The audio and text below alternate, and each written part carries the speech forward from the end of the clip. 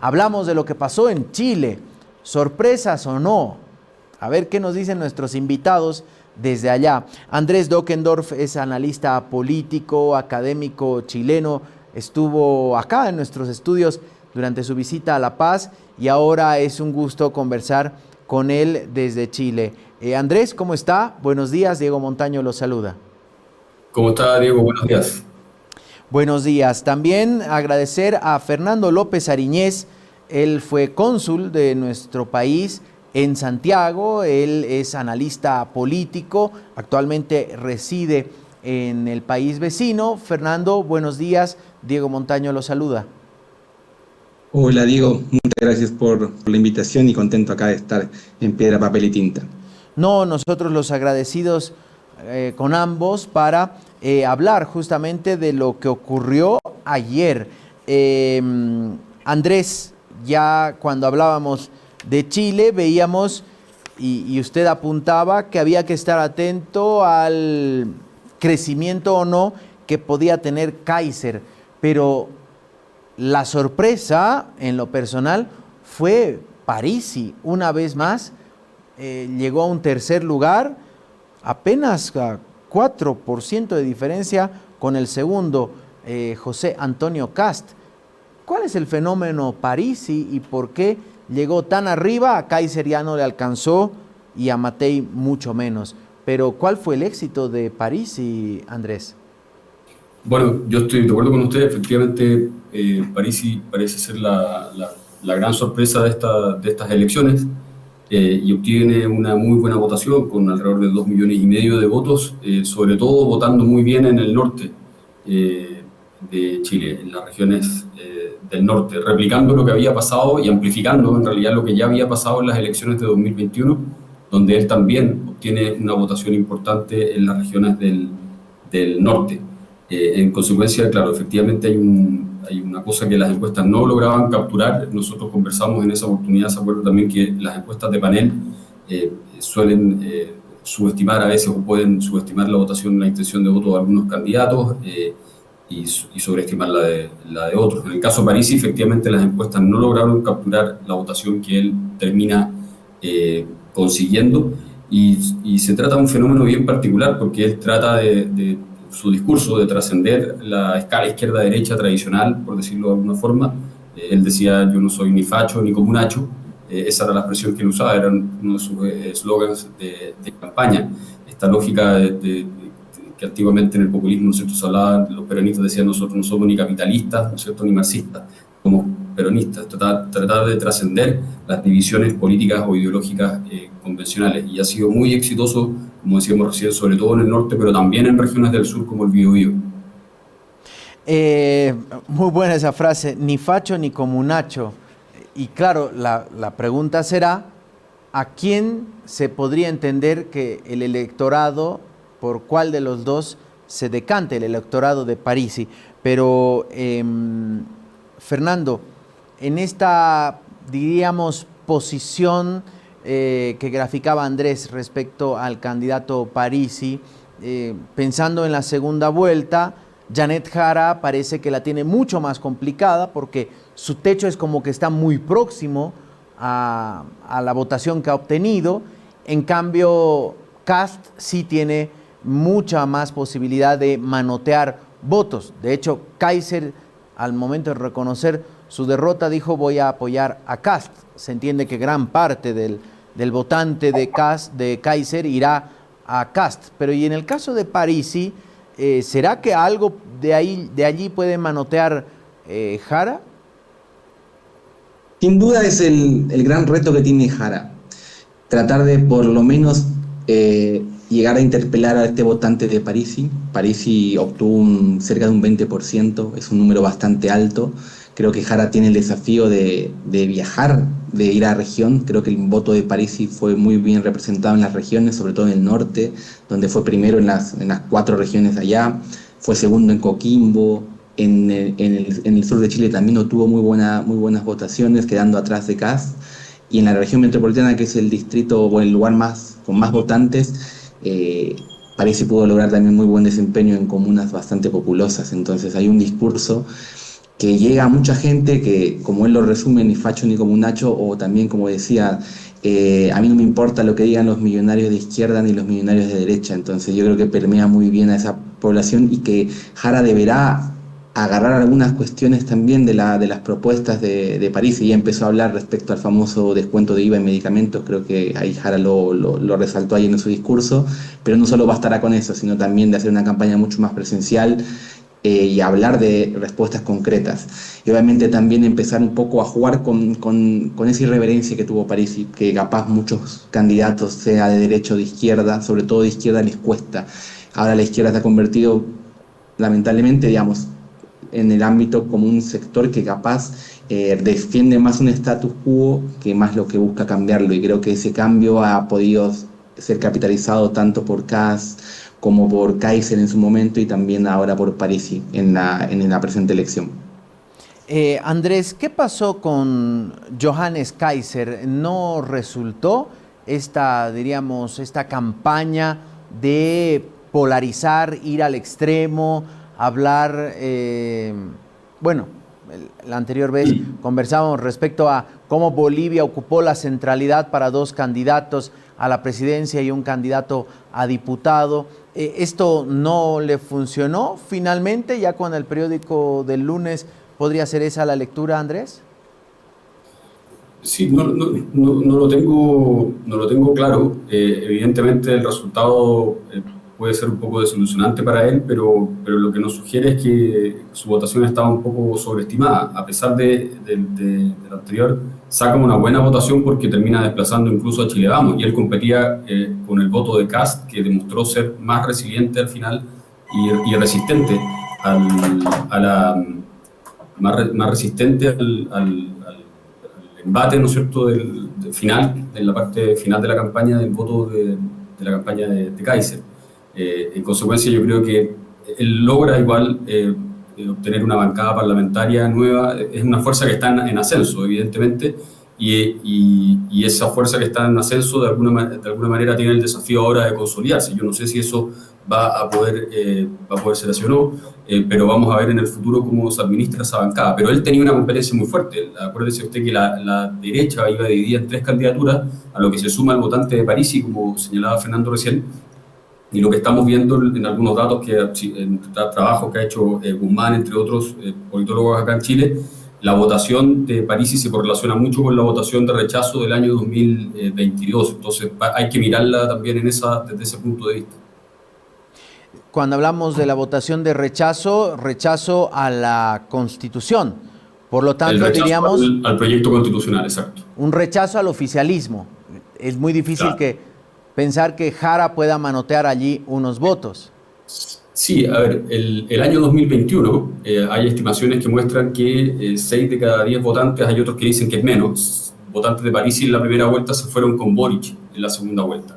Hay otros que dicen que una proporción importante anuló también. Entonces, yo creo que lo que estaba demostrando Jara en su discurso es que estaba apelando de alguna forma a los votantes de París, porque son los únicos votos a los que puede apelar. No tiene mucho más para dónde crecer.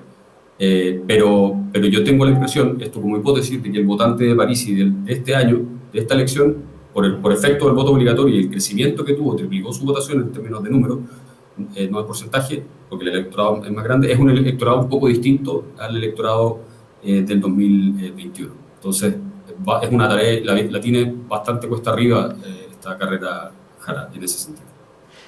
Fernando, usted como boliviano, que ya radica en el país vecino, fue autoridad diplomática allí, ¿cómo vio esta, diríamos, centralidad que ocupó Bolivia para dos candidatos a la presidencia? Porque recordemos que José Antonio Kast, en un acto en Arica, decía que si él llega a ocupar la moneda, va a trabajar en el restablecimiento de las relaciones diplomáticas con Bolivia. Dijo, se acabó ese momento oscuro de nuestras relaciones y vamos a entrar en una nueva etapa. En contraposición, Kaiser ya amenazaba y decía que la paz ya no se debería llamar así, porque lo que menos va a haber es paz, que se está retando permanentemente a Chile. Hablaba de justamente enfriar cualquier tipo de acercamiento. Y bueno, un candidato a diputado que fue más allá, ¿no? Si uno se sorprende con esas declaraciones, hay otros que siempre tienden a superar.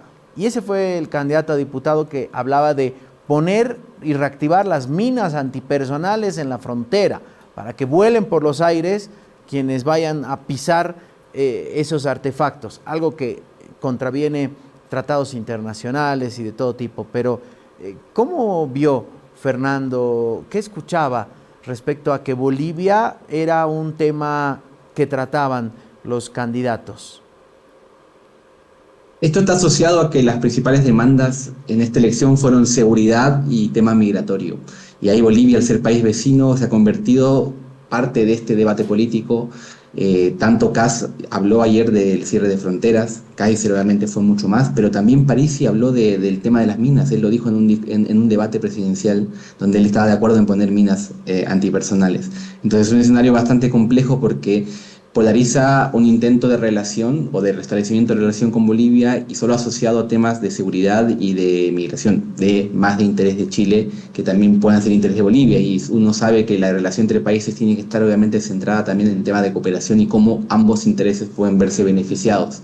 Entonces ahí obviamente va a ser un desafío porque tienes una tensión bastante compleja y que la relación con Bolivia se resume a veces en ciertos actores en si Bolivia va a poder convertirse o no en un tapón migratorio o en un país que solo controle ciertas cosas, un sheriff de Chile, y creo que la relación que se tiene que dar entre ambos países tiene que ser mucho más rica que eso. No solo tiene que abordar temas de seguridad, tiene que abordar la frontera sí de manera integral y con eso obviamente abordar temas económicos, obviamente de interés de ambos países. Andrés, cuando uno revisa los nombres, los perfiles de los principales candidatos, fueron 8, pero finalmente los que obtuvieron la mayor cantidad de votos fueron 5. Y de estos, diríamos que Kast, Parisi y Kaiser son como los disruptivos, ¿no? Y que Jara, a pesar de que es del Partido Comunista, que de repente para Chile puede ser demasiado atrevido ir hacia hablar del comunismo y de que el Partido Comunista crezca, representa diríamos, parte del establishment, como el caso de Matei, que también quedó muy abajo. Esta aparición de, diríamos, estos candidatos disruptivos muestran una renovación en la clase política chilena, que los grandes partidos, las grandes coaliciones tradicionales hoy se vienen abajo. Yo diría que, Diego, en el caso de Parisi y Kaiser, yo estaría de acuerdo en que son candidatos más bien disruptivos, y de hecho el mismo análisis que mencionaba recién muestra que la votación, los votantes de ellos tienen cierto grado de afinidad, y probablemente más una afinidad con una lógica más contestataria respecto al oficialismo, y un discurso más crítico con la política en general. En el caso de Kast, yo no sé si lo incluiría en el listado, porque Kast es un político conservador de la Unión, que hizo buena parte de su carrera en la Unión Política, la UDI, ¿no es cierto?, la Unión Democrática Independiente, y hace su carrera, ¿no es cierto?, dentro del sistema. Es parlamentario por mucho tiempo, por varios periodos. En consecuencia, no lo definiría como un candidato anti-establishment o un outsider de la política. Esa definición probablemente encaja más en el caso de Parisi y de Kaiser. Por lo tanto, yo lo vería desde ese punto de vista, pero estoy de acuerdo con que estas elecciones demuestran de que hay un deterioro en la capacidad de convocar electores de la derecha tradicional, por decirlo de alguna forma, Chile Vamos, por un lado, y también hay un deterioro de la socialdemocracia, ¿no es cierto?, lo que fue la concertación. Mantienen ciertas cuotas o espacios en el Senado, pero hay un retroceso a nivel parlamentario en la Cámara. Entonces, probablemente si uno suma estos dos fenómenos, hay un efecto, como usted indica, de una lógica un poco antisistema o un discurso crítico en la política.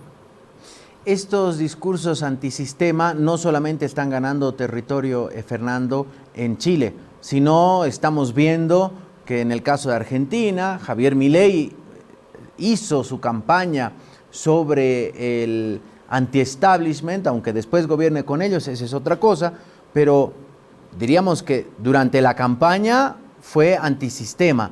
Y en el caso de Bolivia, de repente si uno encuentra algún tipo de paralelismo, el actual vicepresidente Edman Lara también responde a esa lógica antipolítica, que no viene de una tradición política, no tiene los filtros políticos, muchas veces eso le juega en contra. Ustedes sabrán que muchas veces ha sido cuestionada todas sus declaraciones porque no tiene aquellos filtros que la clase política suele ir desarrollando. ¿Esta es la nueva tónica de la política regional y mundial, Fernando? Creo que hay una fuerte tendencia hacia eso.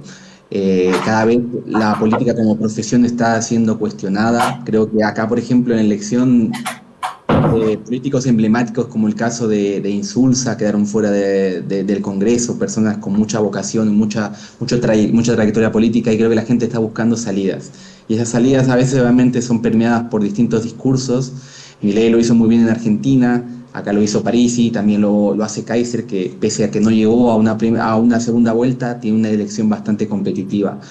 Y creo que es un fenómeno de época donde al final lo que muestra un poco es el descontento de las poblaciones respecto a muchos temas, no solo económicos, temas de seguridad.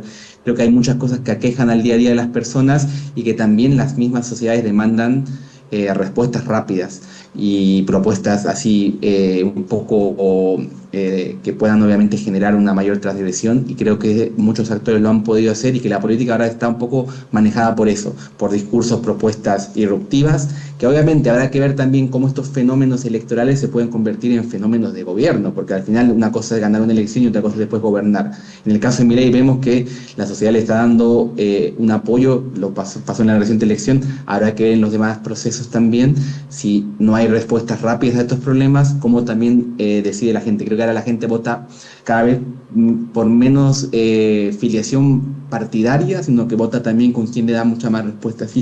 Y en eso también los políticos tienen que obviamente ordenar sus prioridades y empezar obviamente a generar respuestas a eso. Habrá que ver en Chile ahora, todavía obviamente el escenario está en disputa, pero si realmente todas esas propuestas que se hicieron en campaña podrán obviamente después convertirse en medidas que realmente den solución a esos problemas. Andrés, ¿cómo queda el Congreso chileno a partir de estas elecciones? ¿Hay una clara mayoría? ¿Se necesitarán coaliciones? ¿Cómo es el sistema de votación acá? Para algunas leyes es el 50% más uno de los votos, y para otro tipo de nombramientos, modificaciones, por ejemplo a la Constitución, se necesitan 2/3 de los votos. ¿Cómo funciona allá el sistema legislativo y cómo quedó compuesto el Parlamento, Andrés? Sí, interesante porque bueno, acá después del primer proceso constitucional se hizo una reforma para rebajar el quórum de las reformas constitucionales y se bajó de 2/3 a 4/7, que si recuerdo bien son 89 diputados. La votación de los partidos de derecha sumados, el Republicano Libertario por un lado, Social Cristiano más lo que es Chile Vamos, no alcanzan ese 89%, pero están sí muy cerca de la mayoría, de la mitad de la legislatura, que queda la mitad más uno, ¿no es cierto? Y lo que desordenó esto, porque las proyecciones indicaban de que la derecha en su conjunto, las derechas, tenían por sobre los 85 diputados, más cerca de ese quórum de reforma de 4/7, de reforma constitucional. Lo que desordenó esto fue Parisi.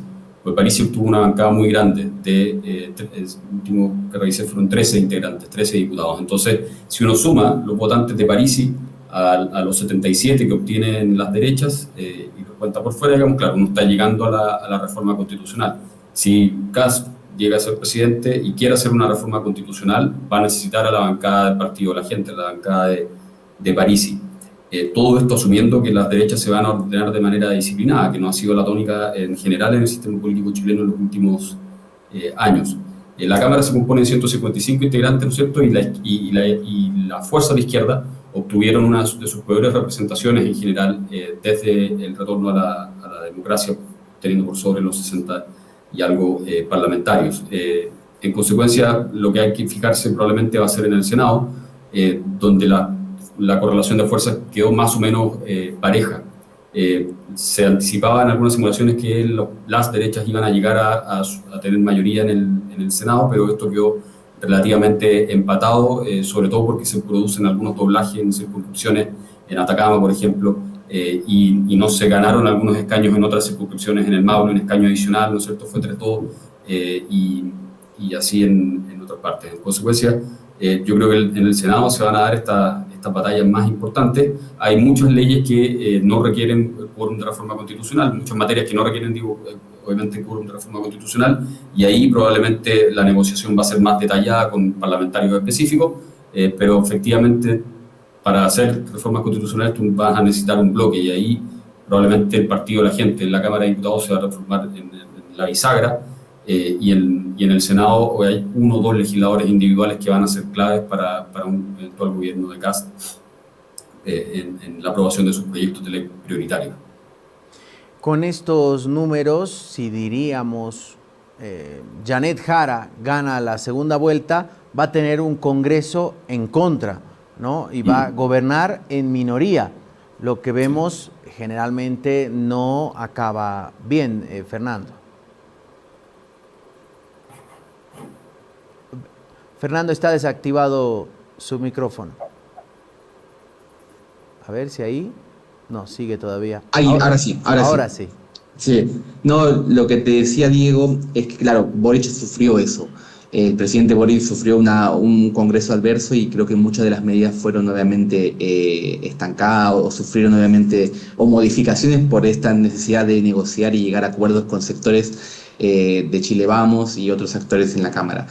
Sí hay que ver también que el Partido de la Gente, por ejemplo, que ya tenía representación en esta legislatura, tuvo un comportamiento bastante disperso, no estuvo asociado a la derecha del todo, fue migrando y fue moviéndose de acuerdo al tema que se trataba. Habrá que ver si eso se reproduce en la nueva legislatura, pero sin duda va a ser un desafío para Jara, si es que Jara llega a ser la presidenta de Chile, y que también lo va a hacer para Kast. Yo creo que ahí hay una cuestión compleja, porque no se da de manera de suma aritmética donde va a tener la mayoría. Y además creo que algo que hay que rescatar dentro de este escenario complejo para la izquierda fue la buena elección que hizo en el Senado. Creo que la lista de unidad que tuvo la izquierda le permitió por lo menos evitar una derrota mayor en el Senado, que es la que se pronosticaba, y creo que la interna que tuvo la derecha en esta presidencial y esta dispersión de listas generó que no haya podido obtener esa mayoría que, como decía Andrés, va a permitir hacer cambios mucho más profundos.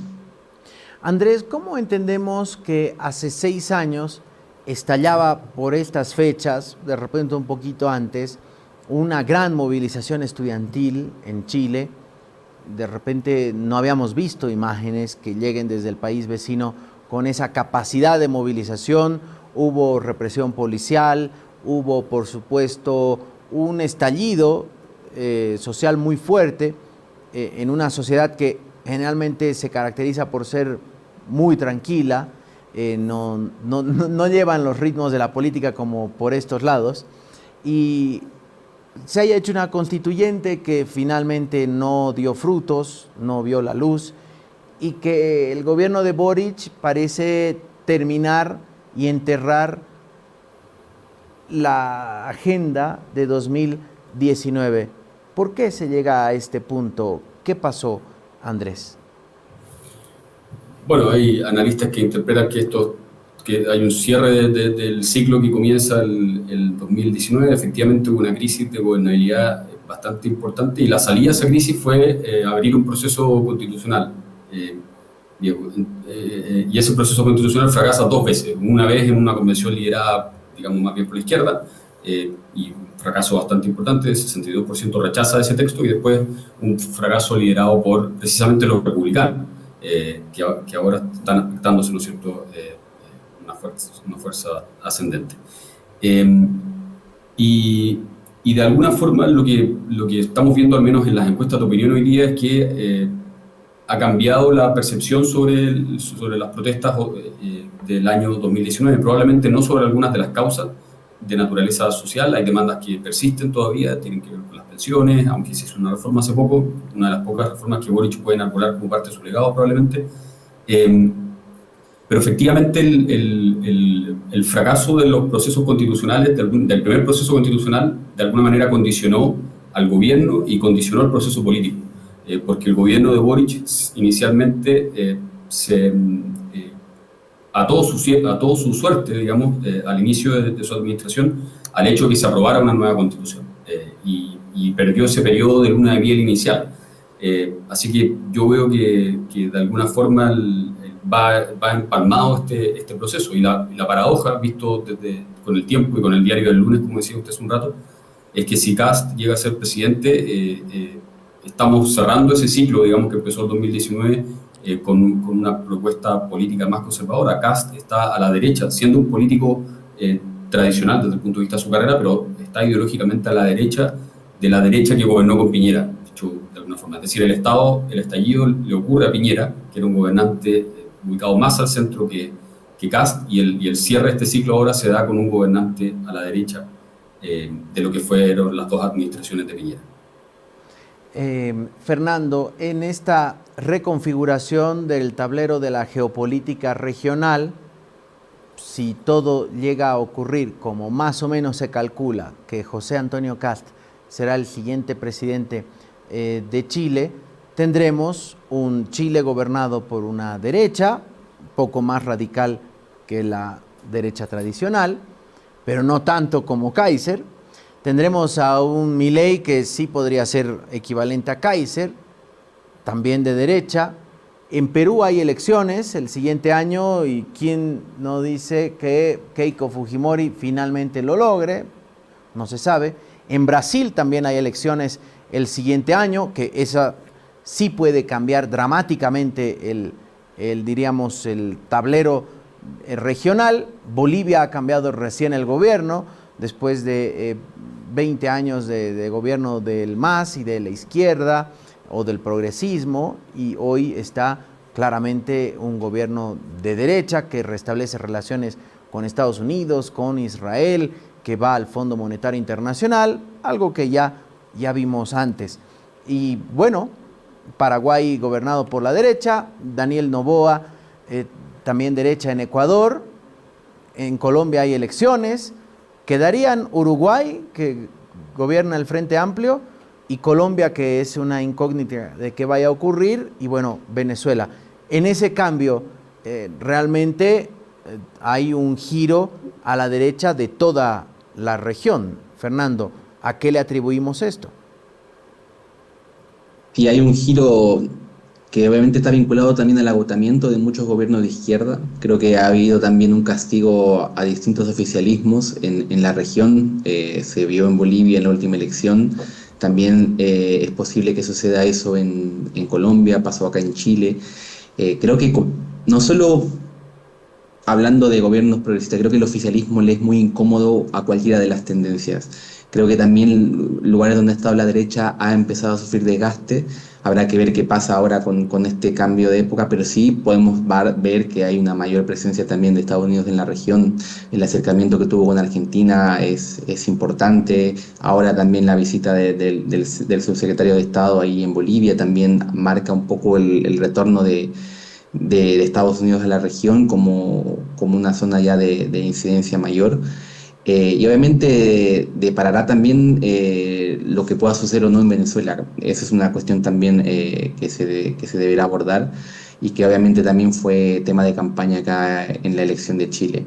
Pero sin duda ahora los partidos o los movimientos de derecha están obviamente teniendo mayor facilidad para captar este descontento social. Creo que también la región experimenta muchos problemas vinculados al tema de seguridad. Creo que la seguridad es uno de los temas que mayor ataca en la región, también el tema corrupción y el tema de crisis económica, y creo que en esos temas la derecha ha logrado obtener, y me refiero a estos nuevos actores dentro de la derecha, no a las derechas tradicionales, porque también las derechas tradicionales han sido impugnadas en estas elecciones, esa capacidad de permear y de generar obviamente un nuevo vuelco, porque ahora lo interesante de este momento no es que estamos ante una derecha tradicional, sino que estamos ante una derecha que viene obviamente ya sin vergüenza respecto a lo que piensa y lo que quiere hacer, y que obviamente está validada por las sociedades. Entonces habrá que ver también hasta dónde va en la aplicación de los modelos que terminó proponiendo a la sociedad y que la sociedad terminó aceptando.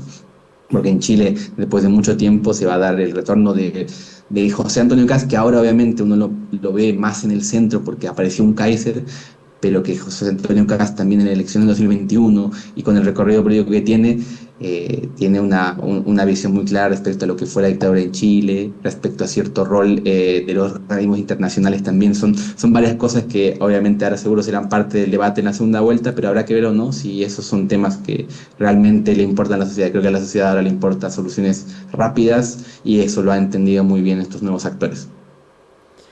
Andrés, sobre este punto, este giro regional hacia gobiernos de derecha y no necesariamente derecha tradicional. Sí, efectivamente, yo concuerdo con algunas cosas que señala Fernando. Estamos observando un giro hacia la derecha en varios países. Estas cosas a veces hay una suerte de efecto de contagio, pero también es un poco azaroso. Yo diría que son derechas distintas si uno compara lo que es Milei en Argentina con un contexto completamente diferente al contexto chileno. De hecho, el mismo Kaiser, que se supone que era el más próximo a lo que representa Milei, decía que bueno, la situación en Chile es distinta, las reformas que se necesitan son diferentes, los problemas son distintos. Una agenda mucho más centrada en la economía. En el caso argentino, acá efectivamente el tema número uno tiene que ver con la seguridad. Y eso nos lleva probablemente a una de las causas de por qué empiezan a ser electos gobiernos y líderes que tienen un discurso que enfatiza mucho respuestas duras y efectistas probablemente frente al problema de seguridad, tomándose del modelo de Bukele en El Salvador, que es el presidente más admirado por los latinoamericanos. Cuando usted le pregunta a los países, a las muestras nacionales, a los argentinos, a los chilenos, a los bolivianos, a los peruanos, ¿cuál es el presidente de otro país que usted más admira? Bukele gana con una distancia considerable el resto a los otros mandatarios. En consecuencia, en algunos países el giro tiene que ver con lo económico, como en Argentina, y una agenda de restauración, y en contra de un modelo económico más ligado a la izquierda, peronista o kirchnerista. En Chile tiene que ver con la seguridad. En Bolivia la elección tuvo mucho que ver con el tema económico también y terminaron pasando dos candidatos, uno de derecha, como Toto Quiroga, y un candidato probablemente no sé si por su trayectoria, pero por su agenda, al menos la agenda y la campaña y los temas que está enfatizando, es más bien de centro-derecha. Pero por razones distintas. En algunos países la economía está llevando a líderes de derecha al poder y en otros el tema de la seguridad, y eso parece ser lo que está marcando la agenda muy fuertemente en el caso chileno. La campaña fue sobre seguridad en primer lugar, sobre seguridad en segundo lugar y sobre seguridad en tercer lugar.